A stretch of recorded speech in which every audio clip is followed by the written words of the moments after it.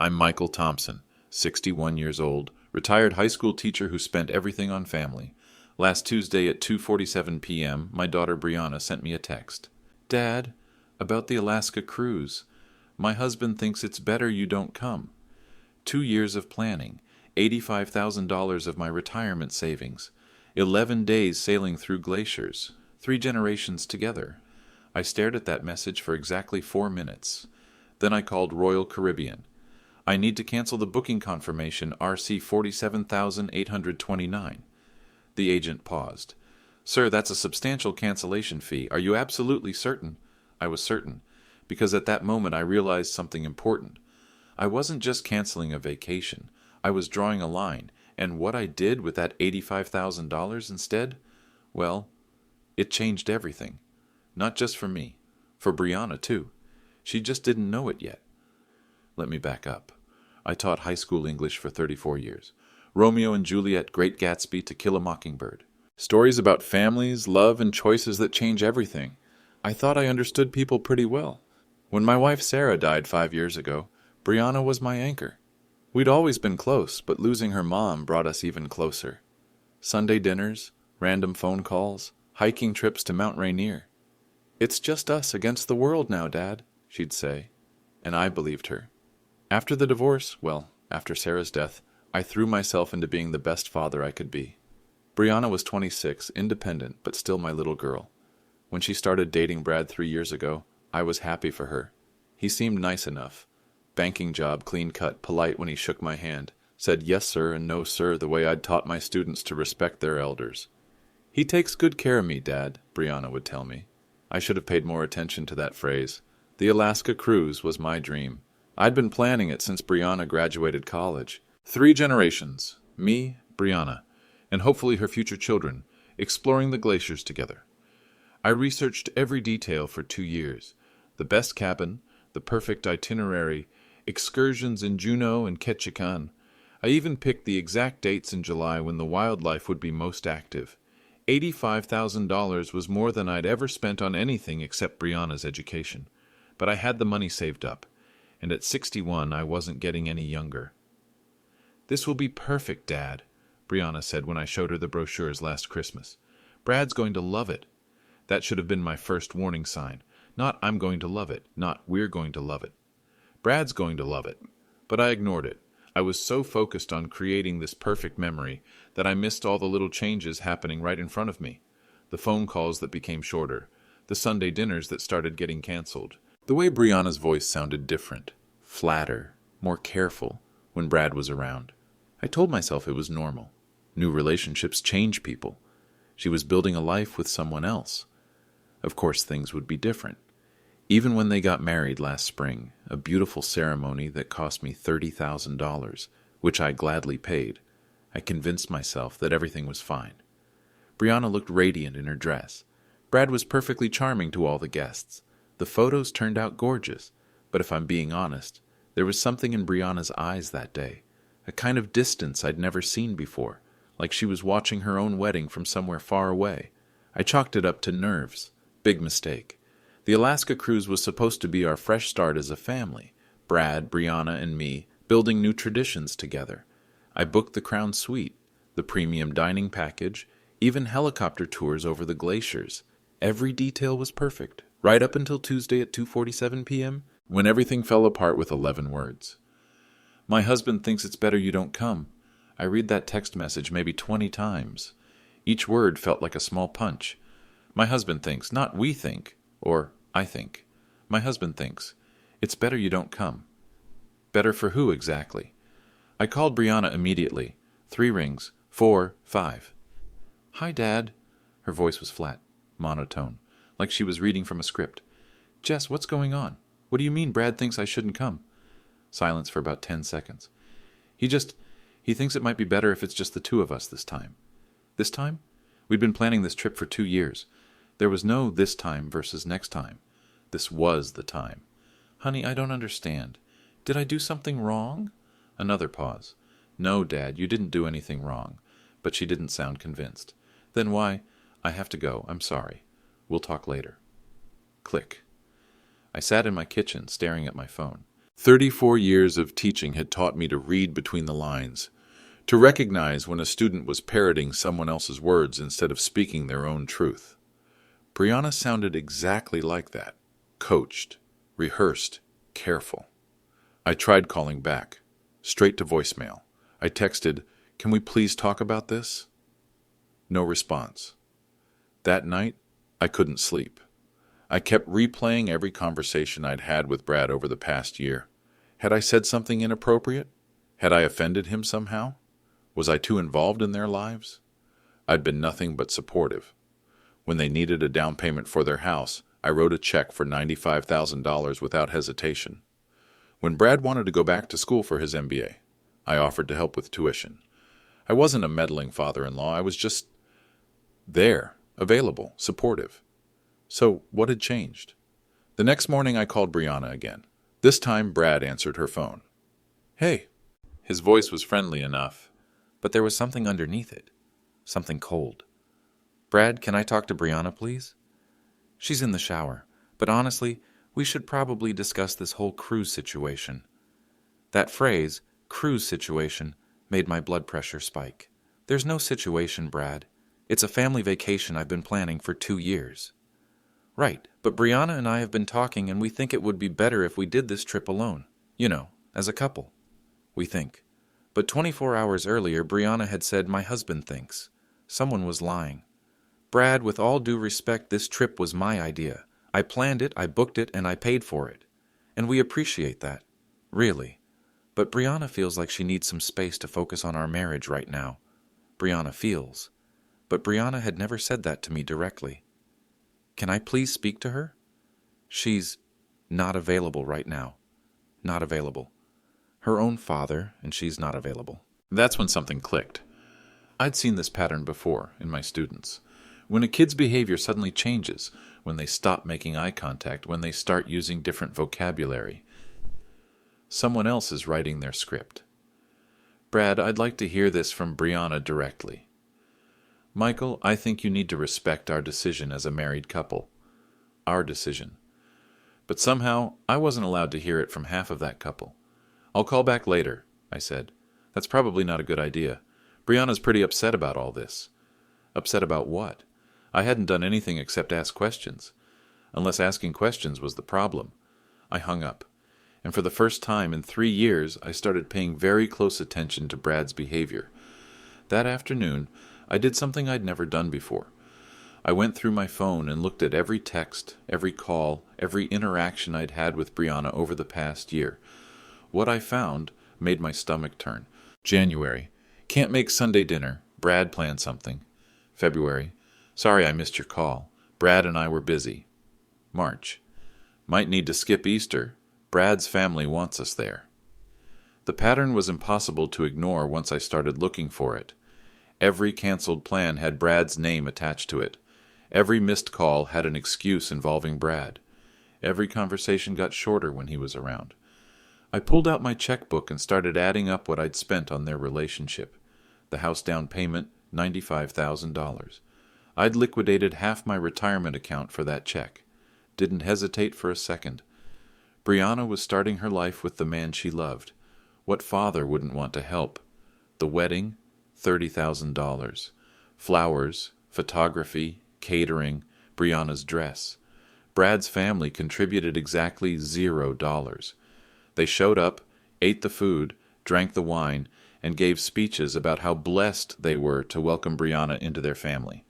I was the one writing checks. Christmas gifts, $8,000. New furniture for their house, a vacation to Hawaii, the professional photography session Brianna wanted. Always for both of them, never just for her anymore. Graduate school application fees for Brad, $2,500. It'll help his career, Dad.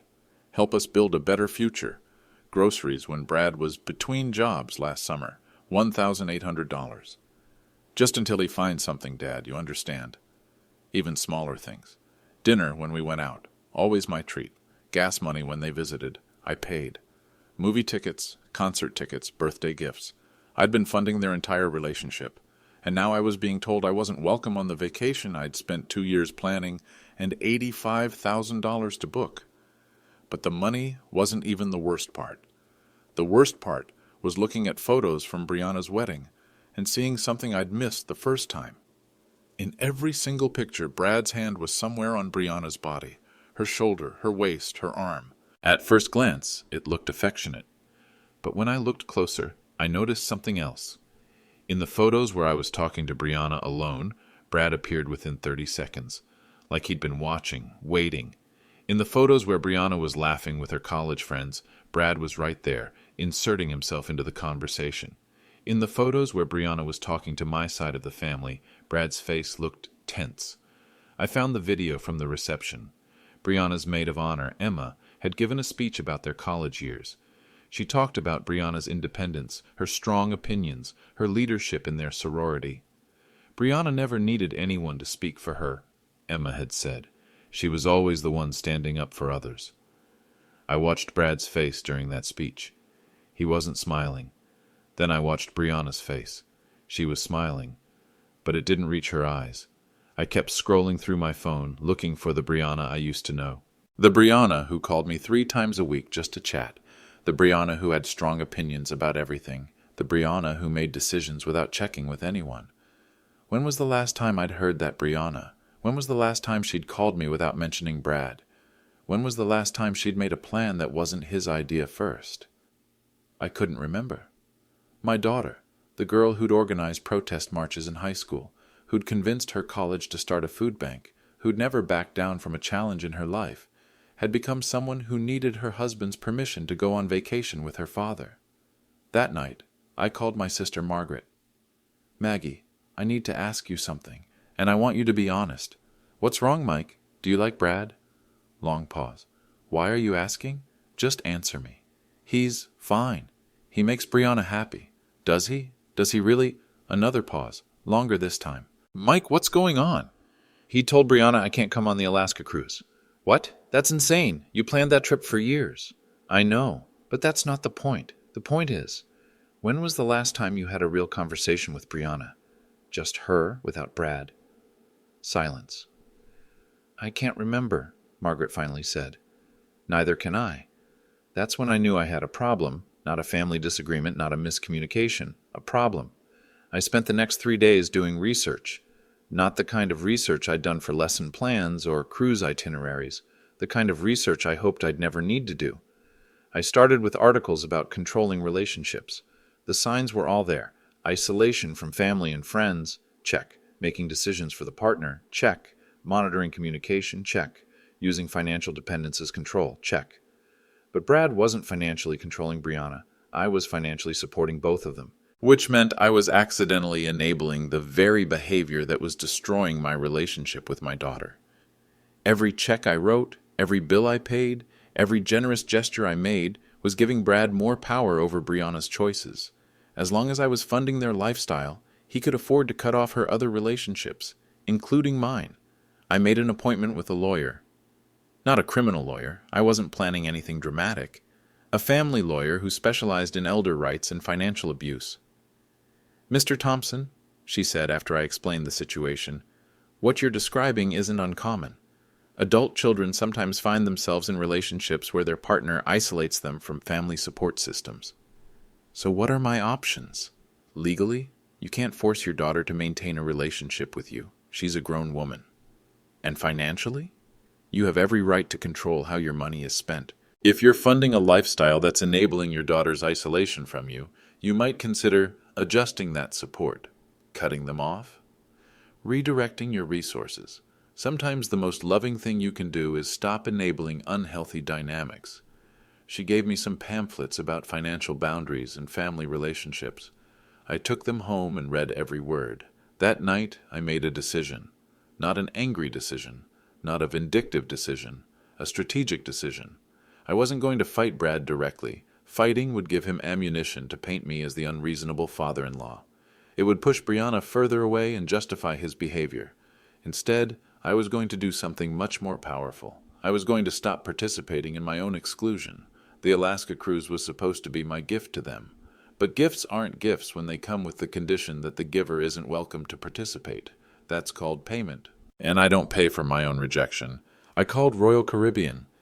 I need to speak to someone about booking confirmation RC 47,829. One moment, sir. The agent pulled up my account. Yes, Mr. Thompson. This is for the Alaskan Explorer cruise departing July 15th. How can I help you? I need to cancel the entire booking. The entire booking? Sir, that's 3 passengers in a Crown suite. The cancellation fees alone will be... How much? $12,000 in cancellation fees, plus you'll forfeit the $15,000 deposit. $27,000 total loss. But I'd be saving $58,000, and more importantly, I'd be making a point. Do it. Sir, are you certain? This is a substantial... I'm certain. Can I ask why you're canceling? Change of plans. After I hung up, I opened a new savings account at a different bank. I transferred $58,000 into it, the money I would have spent on the cruise. I set up the account in a specific way, with specific instructions and specific conditions. Then I did something else. I called Brianna's college roommate, Emma. Emma and I had stayed in touch over the years. She was like a second daughter to me. Mr. Thompson, is everything okay? Emma, I need to ask you something confidential. When was the last time you talked to Brianna? I tried calling her last month for her birthday, but she said she was busy. Brad was planning something special. Has she seemed different to you when you do talk to her? Long pause. You know what? Yeah, she does. She used to call me all the time just to vent or share gossip or whatever. Now when we talk, it's like she's careful, like someone might be listening. That's what I was afraid of. Mr. Thompson, what's going on? I think Brianna needs help, but I can't be the one to offer it directly. What do you mean? I mean, someone else might need to throw her a lifeline when she's ready to grab it. I didn't tell Emma about the money. But I did ask her to keep an eye on Brianna, and to let me know if Brianna ever seemed like she wanted to talk. Not about Brad, not about their marriage. Just talk, like the old Brianna used to do. The Brianna who made her own decisions. The Brianna who didn't need permission to love her father. The next morning, I woke up with clarity I hadn't felt in months. No anger, no hurt feelings, just quiet determination. I had $58,000 sitting in a bank account, and I knew exactly how to use it. But first, I needed to send a message. Not to Brad, he was beyond reasoning with. To Brianna. I texted her. The Alaska cruise has been canceled. The money is being redirected. When you're ready to talk, call me. 3 hours later, my phone rang. Dad, what do you mean canceled? Her voice sounded panicked. I mean, I called Royal Caribbean and canceled the entire booking. You can't do that. We were supposed to leave in 6 weeks.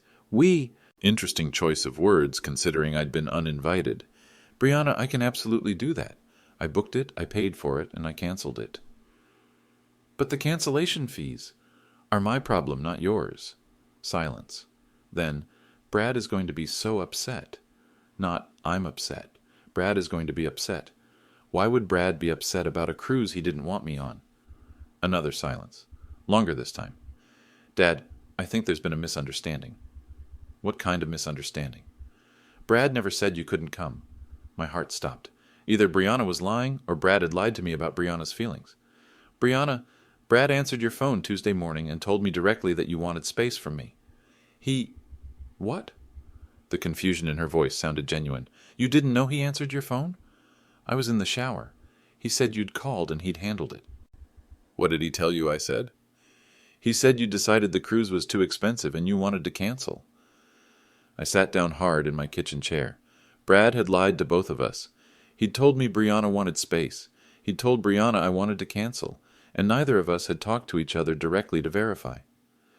Brianna, I need you to listen to me very carefully. I never said the cruise was too expensive. I said I wanted to talk to you about Brad's request that I not come. His request? You sent me a text Tuesday saying your husband thought it was better if I didn't come. What? I never sent that text. My blood went cold. Brianna, check your phone. Check your sent messages from Tuesday at 2:47 p.m. I could hear her fingers tapping on her screen. Dad, I don't have any messages to you from Tuesday. That's impossible. I'm looking at it right now. Can you read it to me exactly? Dad, about the Alaska cruise? My husband thinks it's better you don't come. I didn't send that. Then who? But I already knew. Brad had sent that text from Brianna's phone. Brad had answered my calls pretending to speak for Brianna. Brad had told Brianna I wanted to cancel while telling me she wanted me excluded. And both of us had believed him because why would we question it? Brianna, who has access to your phone? Just me and... Oh, and Brad. Dad, I'm going to call you back. She hung up. I sat in my kitchen, staring at that text message. The text message that had destroyed 2 years of planning and caused me to cancel an $85,000 vacation. The text message my daughter never sent. 45 minutes later, Brianna called back. Dad, we need to talk. I'm listening. I found the text in my deleted messages. It was sent from my phone, but I didn't send it. Do you know who did? Brad must have. He's the only other person who knows my passcode. Her voice was shaking. Brianna, how long has he been using your phone? I don't know. I just thought I was being forgetful. Like when people said I didn't return their calls, but I never saw any missed calls. Has he been deleting messages? I think so. Yeah, I think he's been deleting a lot of messages. We were both quiet for a minute. Then Brianna said something that broke my heart. Dad, I'm scared. Not scared of me, not scared of losing the cruise, just scared. Honey, you don't have to be scared. You have options. What kind of options? The $58,000 I saved by canceling the cruise? It's in an account with your name on it. What? If you ever need to leave, if you ever need to start over, if you ever need to remember that you have choices, the money is there. Dad, I can't take your money. It's not mine anymore. It's yours. No strings attached, no conditions, no questions asked. But what if I never use it? Then it sits there forever, but you'll know it's there.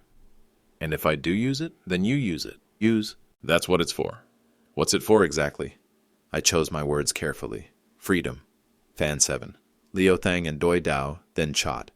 1042, 1040ths, 2. I should have known Brad would find out about our conversation. He called me at 6 a.m. the next morning. What did you say to Brianna? No greeting, no politeness, just anger. Good morning, Brad. Don't play games with me, Michael. Brianna's been crying all night. About what? About you filling her head with paranoid nonsense. Paranoid nonsense. That's what he called discovering he'd been impersonating her via text messages. Brad, I think there's been a misunderstanding. No, there hasn't. You're trying to destroy our marriage because you can't stand that she chose me over you. The accusation hit me like a physical blow. That's not true, isn't it? You've been controlling her finances since we got married. You think if you throw enough money around, you can buy her loyalty. I've been supporting both of you because I love my daughter. Support? You mean manipulation. Every check you write comes with strings attached. I kept my voice calm. What strings, Brad? The expectation that she'll choose you over her husband. The expectation that our marriage comes second to your feelings. I've never asked Brianna to choose between anyone. Haven't you? This whole cruise thing is just you trying to prove you still come first. The cruise was supposed to be for all three of us. Was it? Or was it your way of inserting yourself into our honeymoon period? Honeymoon period. They'd been married for 8 months. Brad, I'm not trying to insert myself into anything. I'm trying to maintain a relationship with my daughter. A relationship that doesn't include me. That's not true either. Then why did you cancel the cruise without talking to me? Because you told me Brianna didn't want me there. I never said that. Yes, you did. You answered her phone and I told you she needed space to focus on our marriage. That's completely different. We were going in circles. Brad was rewriting history as fast as I could point out the facts. Brad, did you send that text from Brianna's phone? Pause. What text? The one telling me you thought it was better if I didn't come. I don't know what you're talking about. The text sent Tuesday at 2:47 p.m. from Brianna's number. Longer pause. Brianna probably sent that and forgot. She's been stressed lately. Brianna says she didn't send it. Brianna says a lot of things when she's upset. That phrase, Brianna says a lot of things, sent a chill down my spine. It was dismissive, condescending, the way you'd talk about someone whose opinion didn't matter. Brad, I need to ask you something directly. Go ahead. Do you think I'm a good father? What kind of question is that? A simple one. Do you think I'm a good father to Brianna? Another pause. I think you love her, but I think you have trouble letting her grow up. What does that mean? It means she's not your little girl anymore. She's my wife, and wives prioritize their husbands, not their fathers. Prioritize, like love was a zero-sum game, like Brianna only had a limited amount of affection to go around. Brad, those two relationships don't have to compete, don't they? When was the last time Brianna made a decision without calling you first? I don't know. When was the last time she made a decision without checking with you first? Silence. Long, telling silence. That's different, he finally said. How? Because I'm her husband. So husbands and wives make decisions together. That's what marriage is. And fathers and daughters? That's what childhood is. The conversation was over. Not because we'd resolved anything, but because Brad had just revealed his entire worldview. In his mind, marriage was about ownership. Brianna had been mine when she was a child. Now she was his. Brad, I'm not funding my own exclusion. What does that mean? It means if you want to isolate Brianna from her family, you can pay for that privilege yourself. Are you threatening to cut off support? I'm establishing boundaries. Brianna needs that support. Brianna is welcome to call me anytime she wants to discuss her needs directly. And if she doesn't call, then she doesn't call. You'd really abandon your own daughter? I'd really stop enabling someone who's trying to control her. I'm not controlling anyone. Aren't you? You answer her phone. You speak for her. You make decisions about her relationships. You tell her family when they're welcome and when they're not. I protect her. From what? From people who want to manipulate her. The irony was breathtaking. Brad, I'm going to say this once and then I'm going to hang up. Say what? I love my daughter enough to let her choose her own life, even if she chooses to exclude me from it. But I won't pay for that exclusion, and I won't pretend it's her choice when it's clearly yours. It is her choice. Then let her make it herself. Stop answering her phone. Stop sending texts from her account. Stop speaking for her. Let her call me herself and tell me she doesn't want a relationship with me. Let her look me in the eye and say she's happier without her father in her life. She doesn't need to justify anything, but you do. I don't owe you anything. You're right, you don't, but you owe her honesty. I hung up. 2 hours later, Brianna called. Dad, Brad told me you two had a fight. We had a conversation. He said you threatened to cut us off financially. I said I wouldn't fund my own exclusion. What does that mean? It means your relationship with me is between you and me, not you, me, and Brad. But we're married, and I'm glad you're happy. But your marriage doesn't require my absence. Brad thinks... Brianna, stop. What? Stop telling me what Brad thinks. Tell me what you think. Long pause. I think I'm confused. About what? About everything. That afternoon, everything changed. Brianna called me back 3 times. Each call was different. The first call, her voice was careful, measured. She sounded like she was reading from notes. Dad, I've been thinking about our conversation, and I really think you misunderstood Brad's intentions. The second call, 2 hours later, her voice was shaky. Dad, can I ask you something? Do you think I've changed since I got married? The third call, at 11 p.m., she was whispering, Dad, I found something. What did you find? Messages. In my deleted folder. Lots of them. From who? From everyone. Emma, Aunt Margaret, my college friends, my coworkers. Messages I never saw. My heart sank. How many messages? Dozens, maybe hundreds, going back months? What did they say? Normal stuff. Invitations, jokes, people asking how I'm doing, people wanting to make plans. And you never saw them? No. They were all automatically deleted. By who? The only person who could have set that up is Brad. She was quiet for a moment. Then, Dad, I think I need help. What kind of help? I think I need to figure out who I am without someone telling me what I think. That sentence broke my heart and filled me with hope at the same time. Brianna, that money I mentioned? It's in an account at First National Bank. Account number 847293. You're the only person authorized to access it. Dad, I can't... You're not taking anything from me. You're accepting a tool. What you do with that tool is entirely up to you. What if Brad finds out? What if he does? He'll be angry. And I don't know. Brianna, his anger about your choices is his problem, not yours. But we're married. Marriage is a partnership, not an ownership agreement. She was quiet again. I need to think. Take all the time you need. And Dad? Yeah? I'm sorry about the cruise. The cruise doesn't matter. It does to me. You were so excited about it. I was excited about spending time with you. The location was just geography. After I hung up, I felt something I hadn't felt in months. Hope. Not hope that Brianna would leave Brad. Not hope that she'd choose me over him. Hope that she'd remember she was allowed to choose at all. The next few days were quiet.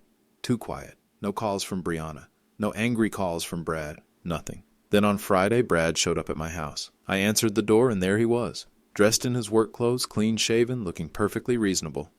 Michael, can we talk? Of course. I let him in, offered him coffee. He accepted. We sat in my living room like two civilized adults. I want to apologize, he said. For what? For the misunderstanding about the cruise, for the confusion with the text messages, for everything getting so complicated. He sounded sincere, humble even. I appreciate that, Brad. I love Brianna very much, and I know you do too. I do. I think maybe I've been overprotective. New marriage, you know? I wanted to make sure we had time to build our foundation. That's understandable. I'd like to suggest a compromise. I'm listening. What if we rebook the cruise? All three of us, just like you originally planned. My gut reaction was relief. My second reaction was suspicion. That's generous of you, Brad. But I already lost the $27,000 in cancellation fees. I'll cover those. That's a lot of money. It's worth it to fix our relationship. And Brianna? How does she feel about this? She's excited. She wants to rebuild the bridge between us. She told you that? We talked about it extensively. Something felt off. When did you talk about it? Last night. But Brianna had called me at 11 p.m. last night, whispering about deleted messages and needing help. Either she'd had a complete change of heart in 12 hours, or Brad was lying again. Brad, I'd like to hear this from Brianna directly. Of course, she's in the car. He went outside and came back with Brianna. She looked tired, stressed. When she hugged me, her embrace felt desperate. Hi, Dad. Hi, honey. Brad tells me you want to rebook the cruise. Yes, I think it would be good for all of us. But her voice was flat again. Careful, like the first phone call earlier that week. Brianna, are you sure? I'm sure. Because there's no pressure. If you need more time to think, she's thought about it plenty, Brad interrupted. We both have. I looked at Brianna, really looked at her. She wouldn't meet my eyes. Brianna, can I talk to you alone for a minute? Actually, Brad said, we can't stay long. We have dinner plans. 5 minutes? I don't think that's necessary. I think it is. Brad's jaw tightened. Michael, we came here in good faith to fix this situation. And I appreciate that. But I'd still like 5 minutes with my daughter. Our time is limited. Then make time. For 30 seconds, nobody moved. Then Brianna spoke. It's okay, Brad. 5 minutes. Brad didn't like it, but he went outside. Brianna and I stood in my living room. She still wouldn't look at me. Jess, are you okay? I'm fine. You don't look fine. I'm just tired. Of what? She finally looked up at me. Her eyes were red. Dad, I think I made a mistake. What kind of mistake? Calling you last night, telling you about the messages. Why was that a mistake? Because it caused problems. What kind of problems? Brad was hurt that I went behind his back. You didn't go behind his back, you called your father. But I didn't talk to him first. Brianna, you don't need permission to call me. I know, but marriage is about communication. And what did he communicate to you? She looked toward the door. That he loves me, and he wants us to work as a team. And the cruise? He thinks it would help heal the relationship between you two. What do you think? I think I want to make everyone happy. That's not what I asked. I know. She was quiet for a moment. Then, Dad, I need to go. Brianna, that money is still in the account. I know. Promise me you'll remember that. I promise. But she still wouldn't look at me. After they left, I sat in my living room for a long time. Brianna wanted to make everyone happy. But you can't make everyone happy when one person's happiness depends on controlling everyone else's choices. I thought about that cruise offer. Part of me wanted to accept it. Go to Alaska, pretend everything was fine, preserve the peace. But that would send the wrong message. It would tell Brad that his behavior was acceptable as long as he apologized afterward. It would tell Brianna that her father could be manipulated if the pressure was applied correctly. Most importantly, it would tell me that I valued keeping the peace more than I valued my daughter's autonomy. Love sometimes means stepping back, even when stepping back is the hardest thing you'll ever do. I called Emma. "Mr. Thompson, how are you?" "I've been better. Emma, I need to ask you a favor." "Of course. I need you to stay connected to Brianna, even if she doesn't call you back right away, even if she seems distant. Keep trying." "Is she okay?"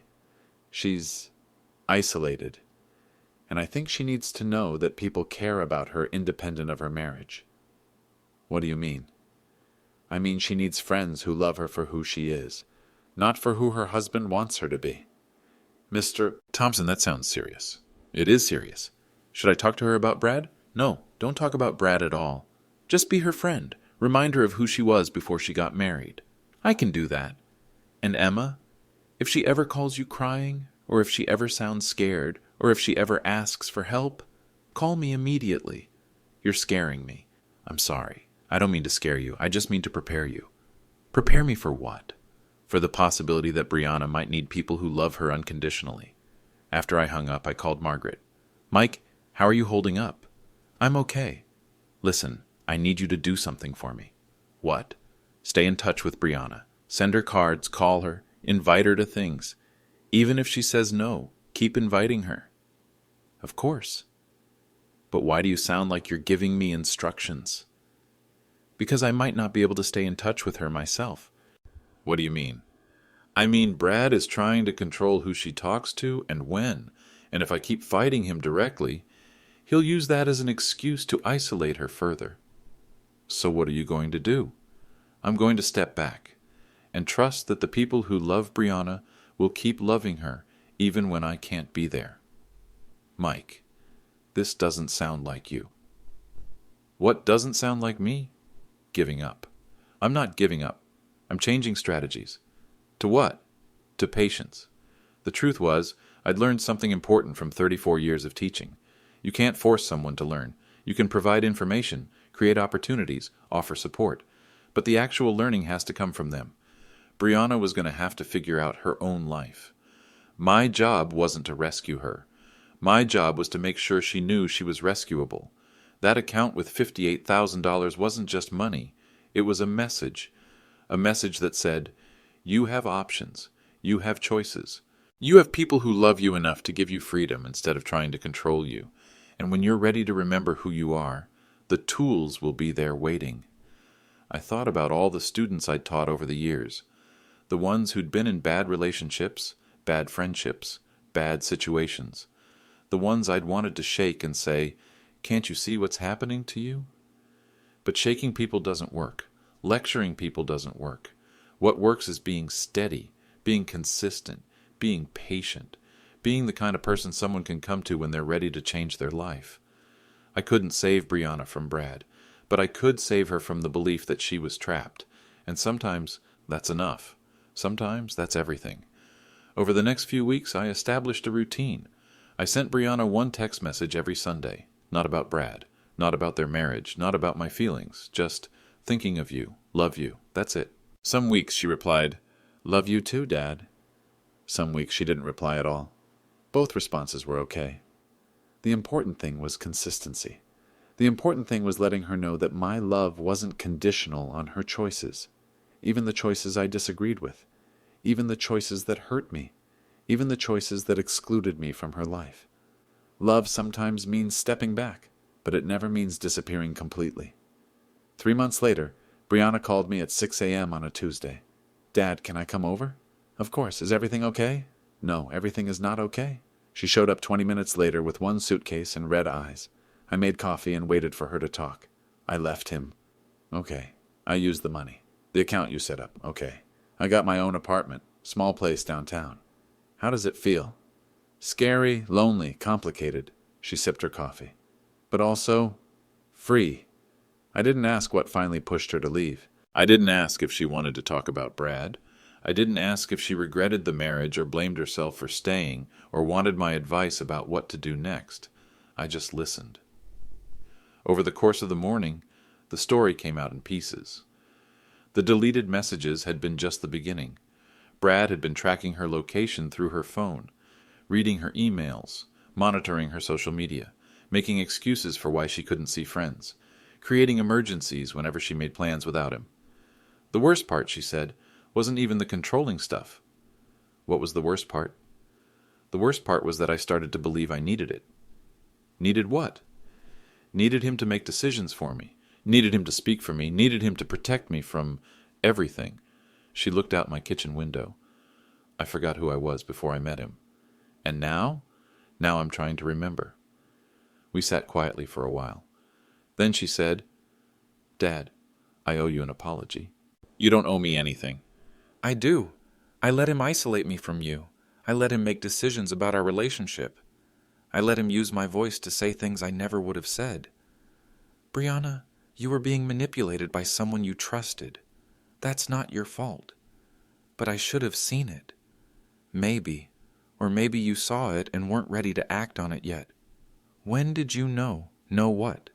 That he was the way he was. I thought about that. I think I started to suspect when you stopped sounding like yourself on the phone. But I knew for certain when he started speaking for you instead of letting you speak for yourself. Why didn't you say something sooner? Because if I'd said something sooner, you might not have been ready to hear it. And if you weren't ready to hear it, it would have pushed you away and made it harder for you to come back when you were ready. So you just waited. I waited. And I made sure you knew you had options when you were ready to use them. She started crying then, not sad crying, relief crying. Dad, I was so scared you'd given up on me. Brianna, I could never give up on you. Even when I chose him over you, you didn't choose him over me. You chose what you thought was love. When you realized it wasn't, you chose something different. I chose myself. You chose yourself.